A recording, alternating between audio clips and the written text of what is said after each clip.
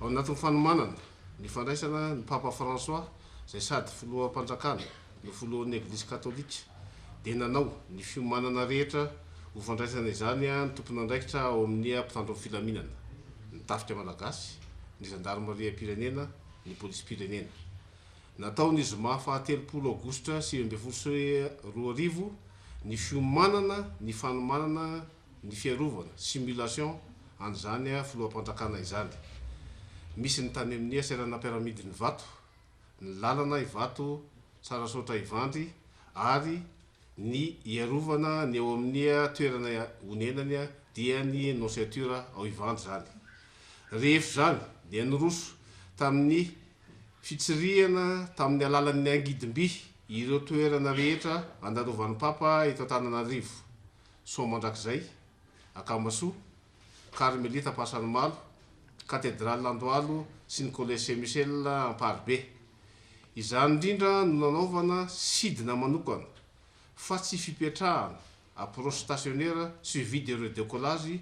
teo ambonin'ny kiandrabe Mahamasina noho ny fahasarotana manokana ny toerana io eo amin'ny resaka sidina nabakabaka ny commune Antananarivo renivohitra dia tsy tokony hitsivalana intsony amin'izany fanomezan-dalana efa nomen'ny tompony andraikitra ny fifamoivoizana nabakabaka contrôle aérien izany nojerena manokana mandritra izany sidina izany ireo toerana rehetra zay anaovana plan de dégagement d'urgence amin'ny zay fotoana mety ilana izany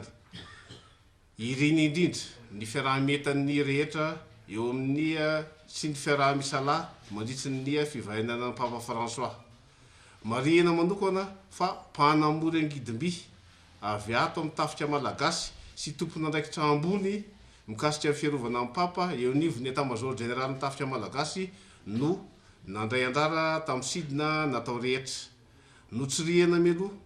izany mba ho fantatry ny mpanamory sy ireo mpandrindra akapobeny eo nivony état-major général ny tafika malagasy sy mba ahafahana mandray fepetra rehetra sy isorohana meloha zay ambana mety hitranga mandritry ny fandarovan'ny papa Ray Masina izao no natao dia mba ahatomombana atsakany sy andavany ny fitandrona ny fahalemana ny filaminana sy ny fiarovana ny ainy mandritry ny fivainianany eto Madagasikara ny tandrona amin'izany dia ny fandraisana sy ny fivainianany herendoza na zéro incident amafisiny etona fa ny fandraisana raikitry ny rehetra no ahatomombana izany fivainianana eto Madagasikara zany mba tsy ampitrangamena ny firenena malagasy koa